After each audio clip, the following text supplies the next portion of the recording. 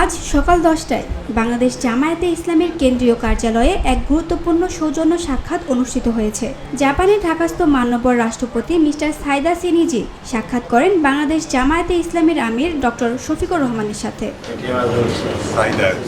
বৈঠকটি অনুষ্ঠিত হয় অত্যন্ত আন্তরিক ও হৃদ্যতাপূর্ণ পরিবেশে। আলোচনা করা হয় দুই দেশের পারস্পরিক স্বার্থ সংশ্লিষ্ট বিভিন্ন গুরুত্বপূর্ণ বিষয়ে। জামায়াতের আমির ডক্টর শফিকুর রহমান তুলে ধরেন বাংলাদেশ জামায়াতে ইসলামীর কর্মকাণ্ড ও আদর্শ বিষয়াবলী।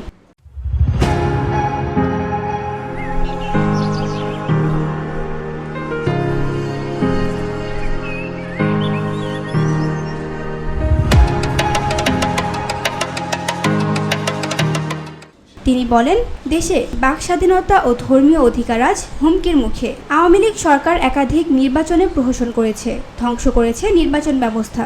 ডক্টর শফিক উল্লেখ করেন, 2018 সালের নির্বাচনকে জাপানের তৎকালীন রাষ্ট্রদূত মধ্যরাতে নির্বাচন বলে আখ্যায়িত করেছিলেন। তুলে ধরেন ফ্যাসিবাদী দমনপীড়ন, অপহরণ, গুম ও বিচার বহির্ভূত হত্যার বিবরণ। তিনি আরও বলেন, জামায়াতে ইসলামীর শীর্ষ নেতাদের বিরুদ্ধে মিথ্যা মামলায় অন্যায়ভাবে ফাঁসি দেওয়া হয়েছে। বাংলাদেশ এবং জাপানের শিল্প, বাণিজ্য, ব্যবসার ক্ষেত্রে উভয়ের সাথে আমরা কিভাবে আরো সমৃদ্ধ হতে পারি, উত্তরোত্তর অগ্রগতি হতে পারে, আমদানি রপ্তানি পণ্যের ব্যাপারে আমরা কি কি করতে পারি সে বিষয়ে আমাদের মাননীয় প্রেসিডেন্টের সাথে মত বিনিময় করেছেন। জাপানের রাষ্ট্রদূত মিস্টার সাইদা ডক্টর শফিকুর রহমানকে ধন্যবাদ জানান সৌজন্য সাক্ষাতের জন্য।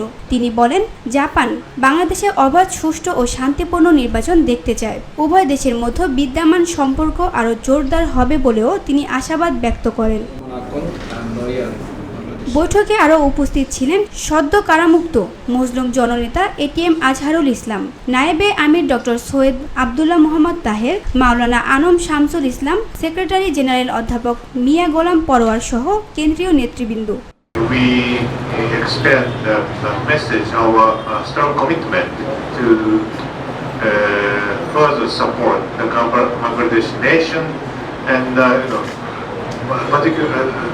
especially on its process toward the free, fair, peaceful and inclusive election. Thank you. এমন সৌজন্যমূলক বৈঠকগুলো দুই দেশের পারস্পরিক বোঝাপড়া ও সম্পর্ক উন্নয়নে গুরুত্বপূর্ণ ভূমিকা রাখবে, এমনটাই প্রত্যাশা করছেন সংশ্লিষ্টরা। VOD Bangla news desk.